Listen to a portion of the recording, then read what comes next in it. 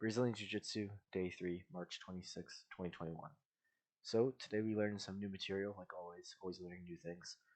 We learned from north-south position, the baseball bat choke, and I found myself getting frustrated learning it. It took me around 4 or 5 different times of being instructed on how to do it properly from one of the brown belts.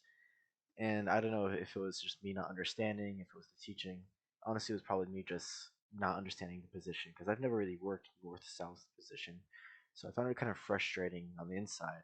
I didn't let it show on the outside, but after I left the gym, I was defeated because I have this expectation that I'll be able to quickly pick up the material because of my prior experience. But I learned real quick that that's not going to be the case with learning all this new material at this gym, especially from guidance from black belts, brown belts, purple belts, and so on. So what I did end up learning was the north-south baseball bat choke, the basic choke in the position, how to do it if they're defending by swimming the arm around, and also if they're pulling the elbow to swap to a guillotine style choke. And I also know how to use the gi now to help with the attack by grabbing my own lapel to secure the grip for the guillotine setup. Some key aspects about the north-south position is that I was getting too high up on the opponent when I should have been using more pressure. So I should have been lower down on them and closer to the ground and really sticking my feet out and letting my hips be heavy and pushing them down. And then also I need to keep the headlock down.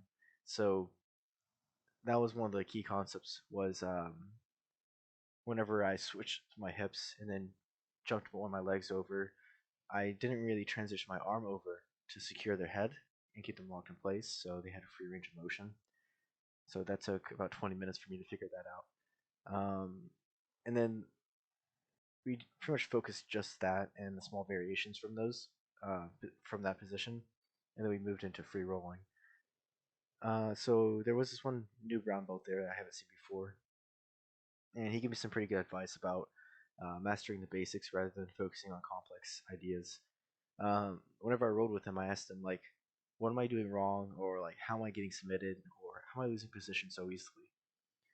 He said that he's not using anything complicated or fancy. He's just mastered the basics to the point where I'm not going to catch him with the basics. So he advises me to just spend as much time as I can drilling the basics, mastering it, so I don't get caught by the basics. And then another thing, he compared it to chess or learning a language. He said that you need to recognize what the opponent can do and how to counter them in every situation before they can do it. So, kind of pre planning what you're going to do while your opponent is thinking about to do something. I thought it was a pretty good advice. I don't think I'm quite at that level yet, but I feel like once I get more time in and drilling the techniques, I think I'll eventually get there. And then he suggested that I need to stop hesitating, commit to my moves.